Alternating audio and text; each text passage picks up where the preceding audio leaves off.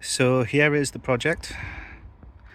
This big mess of a space that you can see here is approximately 7.2 meters, which is where we're going to have the main body of the workshop.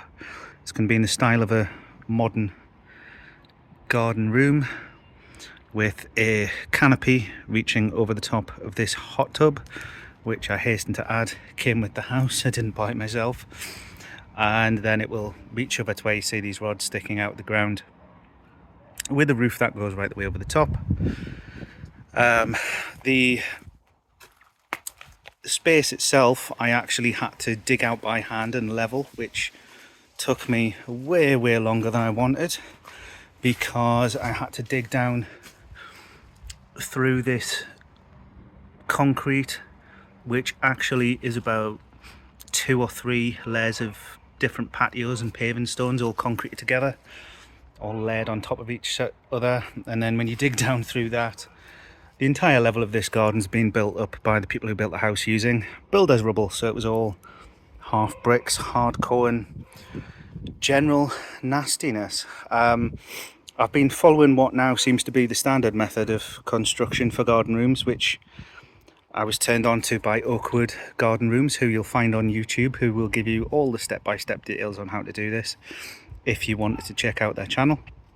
But it basically consists of taking these meter long M24 steel rods, digging holes about 2 foot down, and we will then take one of these plate washers, which you can see here, trap it between 2 of these nuts, stick it in the hole, fill that with really strong concrete, obviously make sure the rods are nice and straight and true and in a line, and then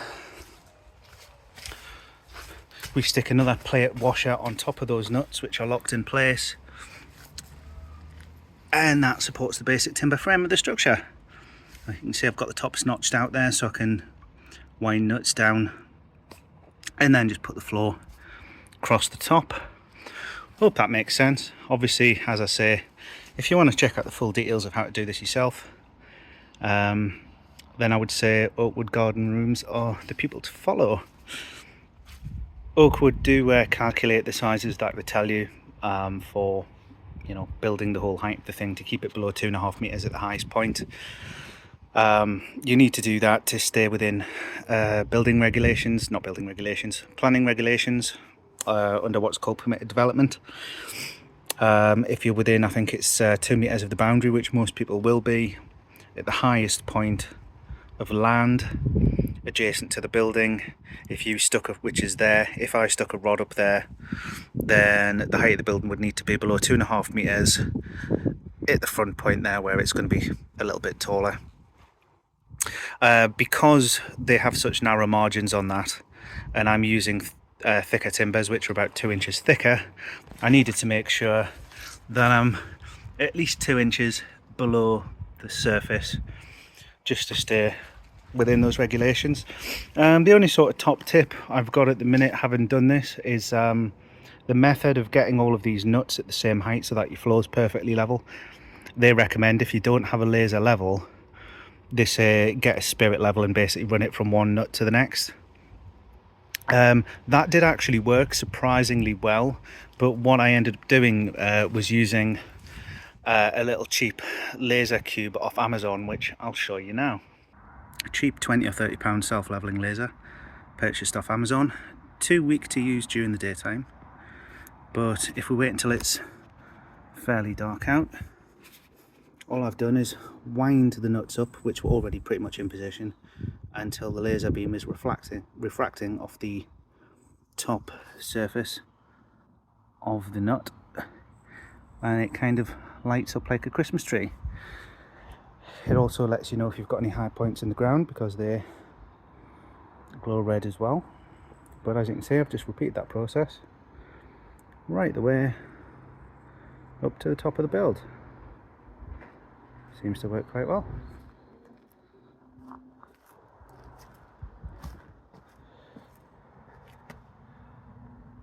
So there you go. So my plan now is to just continue getting these timbers onto the rods to build the base frame, and then we'll get some joists across. So here we are, a few weekends on. As you can see, all the joists are on with joist hangers and twist nails. The spacing between them's 60 centimeters, just so that the insulation boards can be cut exactly in half and fit in without too much bother. It's fairly easy stuff to work with, apart from all the sort of polystyrene-esque dust that it creates. Anywhere that the joist hangers, I'll just see if I can find one.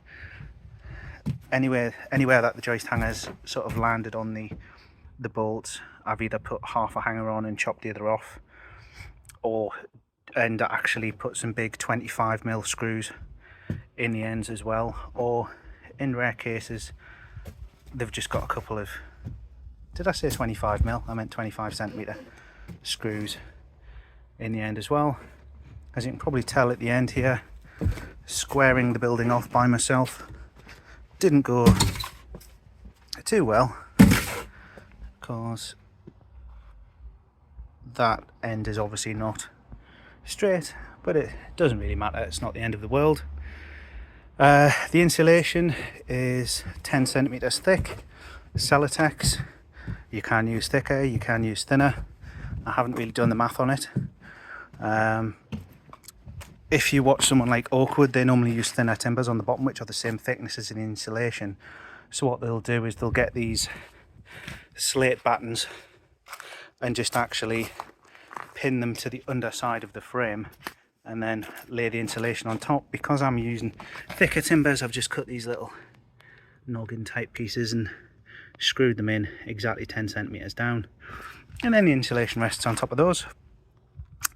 There will be little gaps in places, so I'm just going to get some of that expanding builder's foam and plug in any gaps, just to create a nice thermal seal around the base, and then we can get the floorboards on. The nuts just all had a little bit of extra tighten and then were chopped off with the angle grinder. I started with a 9-inch grinder, just using standard steel cutting discs. You can see it takes a little bit of practice just to actually get the tops off without cutting into the wood. Not that it really matters too much if you do.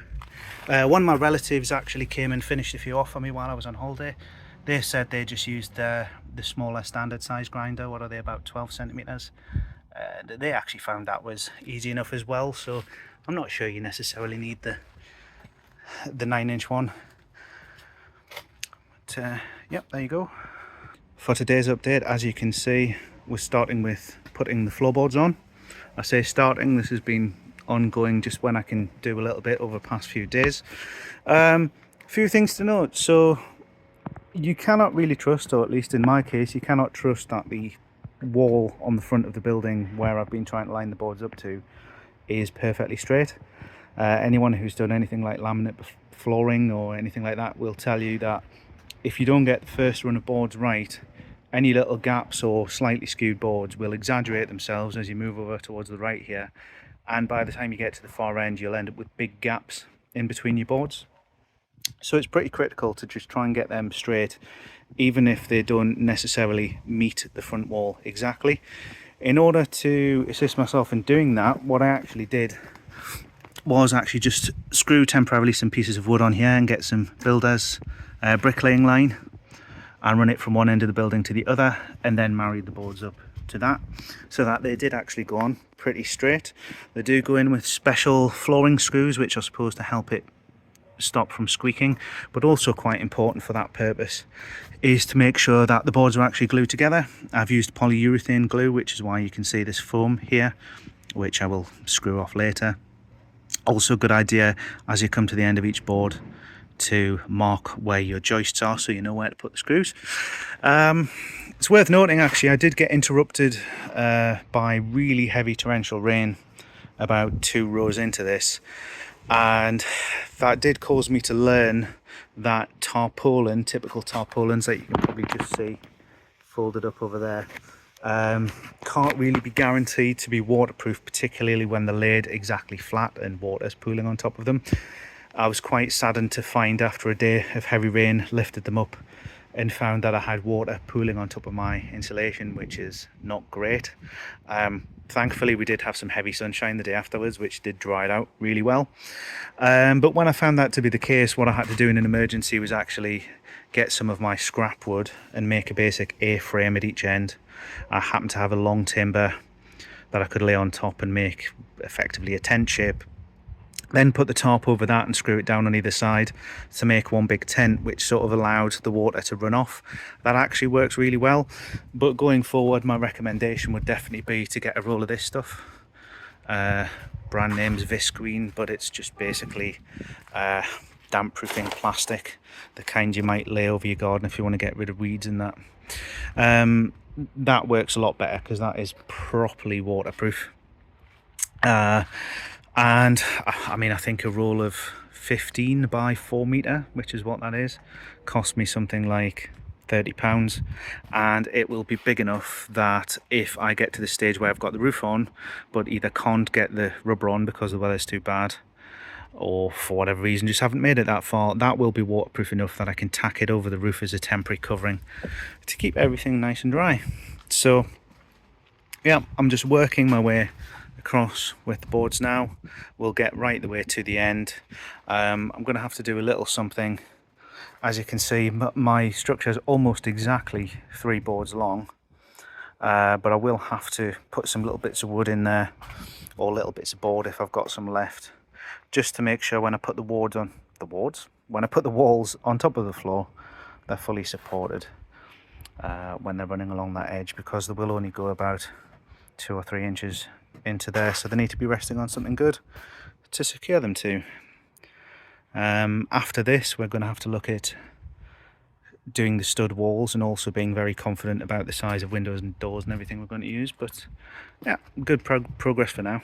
So now that the floor's done, we need to start fabricating the walls, which is just 2x4 timber, 3 nails in the end, obviously cut to the appropriate height. Chop saw speeds that up quite a bit. I've also borrowed a Paslode nail gun from a friend, so it's just 3 90mm nails in the end of each beam. You'll notice I've got a step down here, which is because the span that's going to go over the hot tubs, the timbers are effectively going to rest on the inside walls and poke out the side of the structure. That's why I've got these 3 timbers here doubled up in order to help spread the load. The main thing you're going to come up against if you try and do this is you ideally, both inside and outside, want your OSB boards and your plaster boards to end on an upright so that you can screw it to the upright, especially the plaster boards. Because these base timbers are 2.4 meters, that should be exactly 2 of these boards, but as is often the case in the UK, even though these are sold as 1.2 meter boards, they're actually imperial 4 foot, which is ever so slightly longer, which means I'm going to have to trim a tiny little bit off the end just to make it marry up, which is a bit of a pain in the butt, but it is what it is. When we get these on here, these boards will stick out over the end ever so slightly, so that when they're dropped over the side, the board will provide an extra little bit of coverage on the side there. Normally you would do the entire wall really as one section, but because I'm doing it by myself, I'm opting to do it in sort of 2.4 meter sections and stand those up individually. So we just need to work around, get all those in place. You might notice, if you know about this sort of thing, there's no sideways bits or noggins in between the beams here at the moment. The only reason I'm doing that is because the people I follow online seem to think it's a good idea to wait until you've got it stood up and then push the noggins down on top of the insulation to get it nice and tight in there and then nail them in. So I'm going to give that a go. But yep, just need to crack on getting all these sections together and then hopefully we can stand them up. So things have been coming on a little bit. The walls are now fixed to the base, simply with nails and screws in each little opening there, straight down through the floor, and then screwed to each other on the corners, trying to do our best job to make sure they're actually straight and plumb. You can see it's not completed yet, but we've got this Rhino vent stuff, which is basically a breathable roofing membrane which just allows the water to run off and protect the chipboard.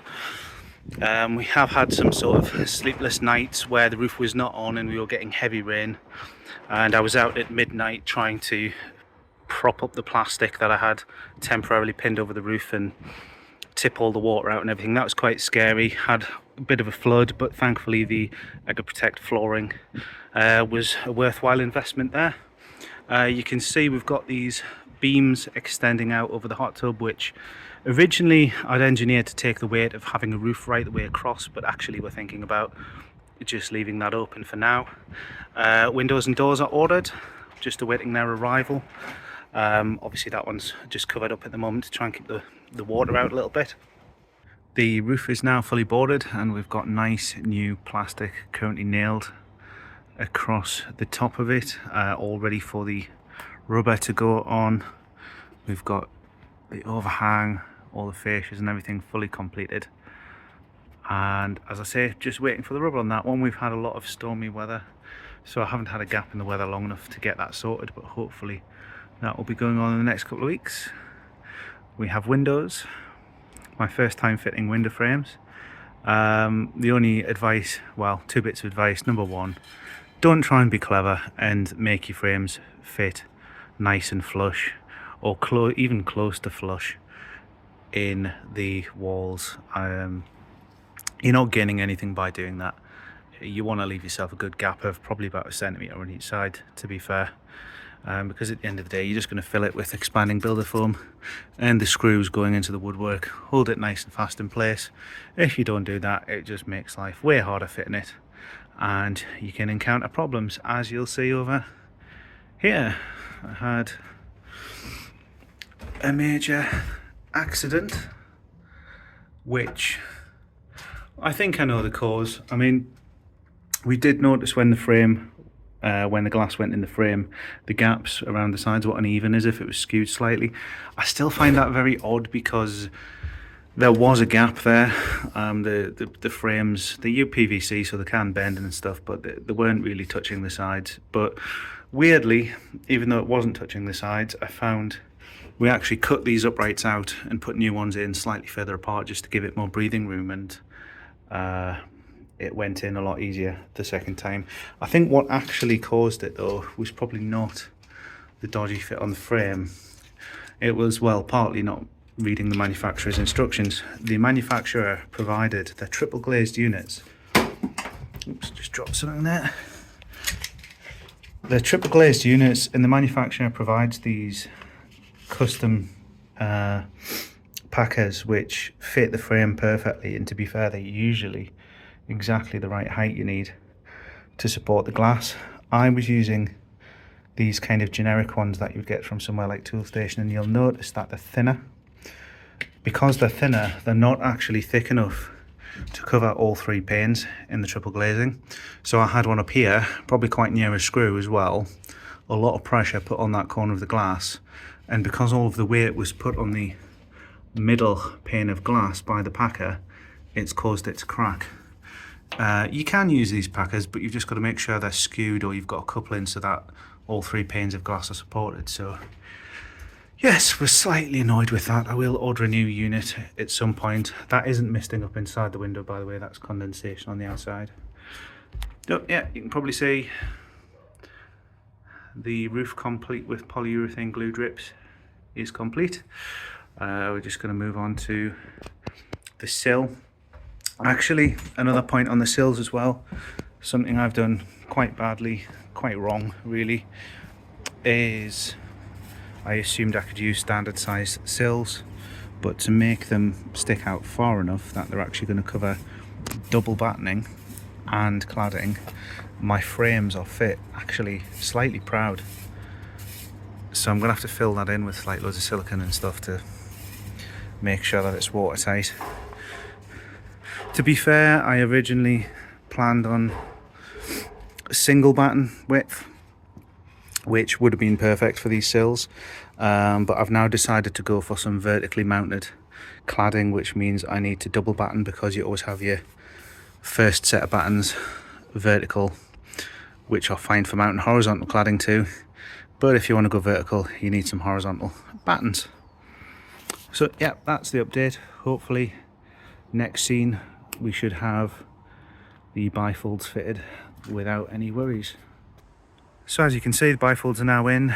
Word to the wise, it is tricky, not because they're so big or it's complicated or anything like that, but just because the tolerances are so small. If I measure where the sill went down with the spirit level, it looks level. If I measured the sill once it was down, it looked level. However, we found that when we put the bifold doors in, they would not close, or at least this door would not close. It almost looked like that door was dropped. In reality, it wasn't really because the frame was distorted or anything like that, as much as I did refit it a couple of times just to make sure it was perfect. It was actually that what we ended up doing was, at the corners where the uprights are, I forget which side it was on now, we ended up jacking the frame up from underneath using a block of wood and a crowbar and sliding in the thinnest possible spacers you can get out of a window fitter pack, and that was enough to skew the frame slightly so that that door could close. It now functions fine. It's been like that a few weeks, if not months actually, and the operation of the door seems to be fine. I would say that the motion of sliding the doors isn't as perfect as it possibly could be, but I'm happy with it for now. If I have any bother with it in the future, I'll probably just have to refit them, to be quite honest with you. It's been slow progress. There's been a lot of pausing because I think, as I mentioned previously, I've been looking for an electrician, and obviously not only just having to wait for an electrician to be free, I didn't know whether they were going to be comfortable. If you watch people like Oakwood Garden Rooms, what they often do is actually, when they're fitting all the electrical sockets and whatnot, they put the cable straight out the door and then run the wires around the outside of the building. Probably should have moved these bins before filming, but never mind.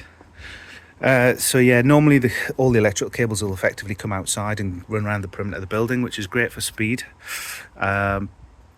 However, as I thought might be the case, I struggled to find an electrician who would be comfortable with that approach, even though it probably is within regulations, etc.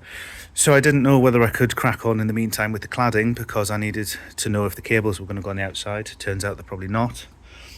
But likewise, I couldn't put all the insulation on the inside because I didn't know if I was going to be having to run all the cables on the inside as well, and if the electrician wanted to inspect them, they needed to be visible. So I think we're actually going with that approach now. We're going to go more traditional style and do all the cabling on the inside, which means I can crack on with the cladding if I want to. Done a little bit more work doing sort of preparation around the windows so that there's something to attach the cladding to, and the rubber is now glued to the roof as well, which I thought I was going to have some problems with the weight of the rubber when it was delivered. Thankfully, I had some very friendly delivery people who actually helped me up onto the roof with it, and in reality, I mean, that bit of rubber is about 8 by 4 meters. I forget what thickness it is. It's one of the thinner ones, but I would say it was comfortable for two healthy people to get it up on the roof and roll it out, no problem. So I have actually found an electrician who's going to let me do all the first fix and then come and inspect it. So I could crack on with that, but while the weather's okay, I'm just actually, you can see I've got some soffit plastics, and there's actually fascia board on there already as well, but some of it needs finishing off, so that's my plan today.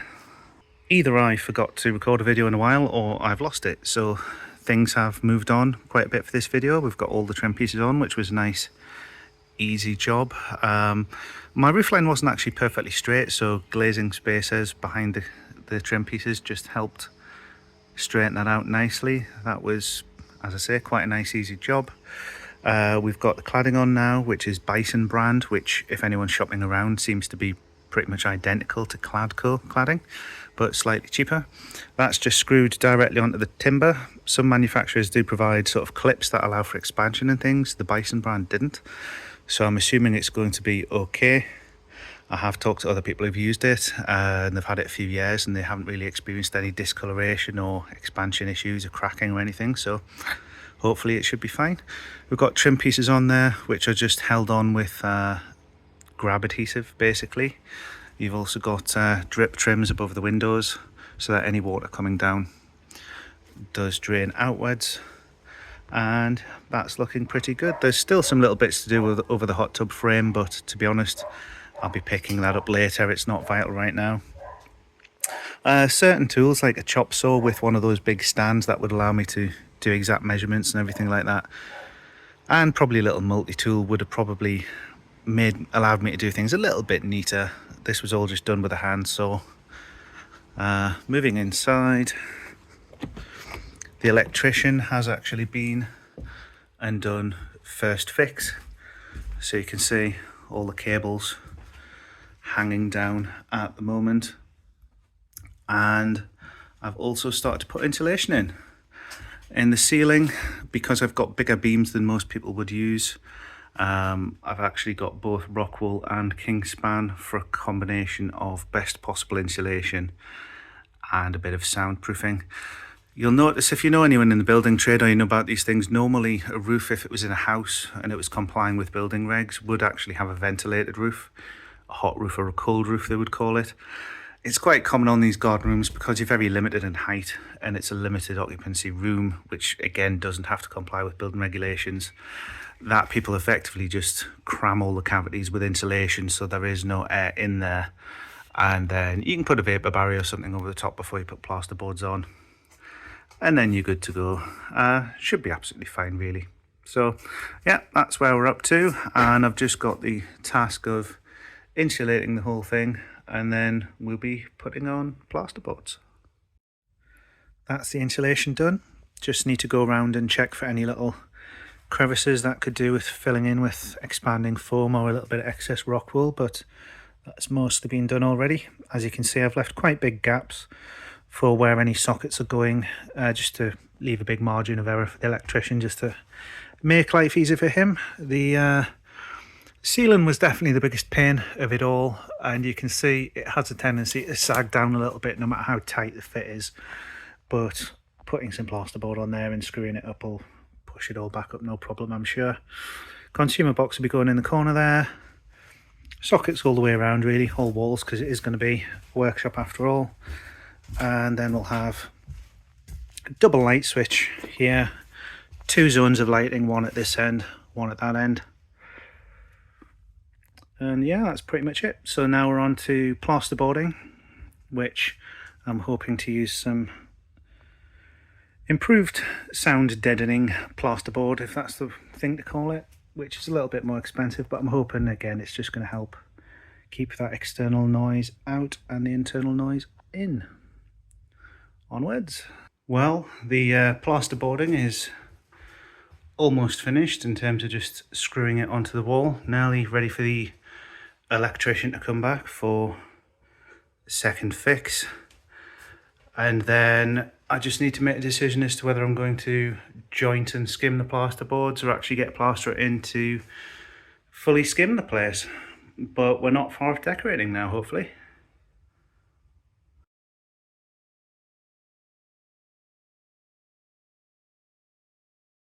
So that's the initial skim with the plaster, just finished there.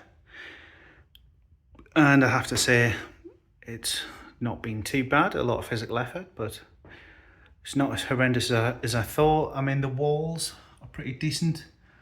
You can see little sort of scraggly bits in the corner.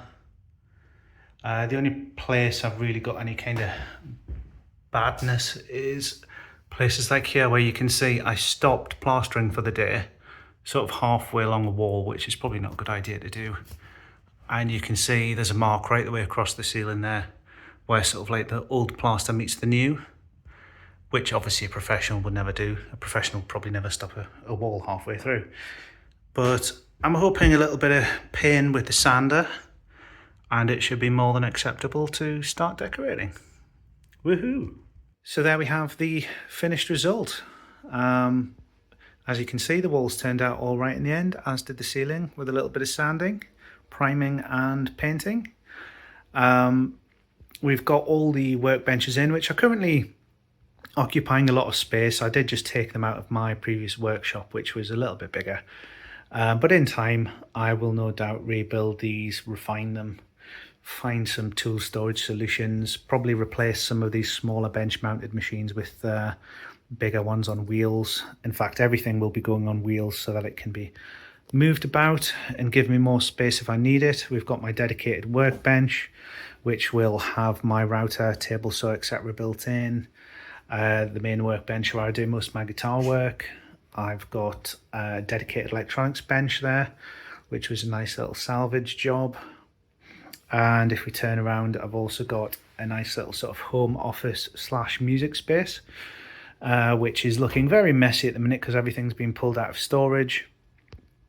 I may have to mount some kind of ceiling mounted curtain or something across here just to kind of try and keep the dust out of the space. But to be honest, if I'm doing anything really dusty, I might just head outside and do it in the garden.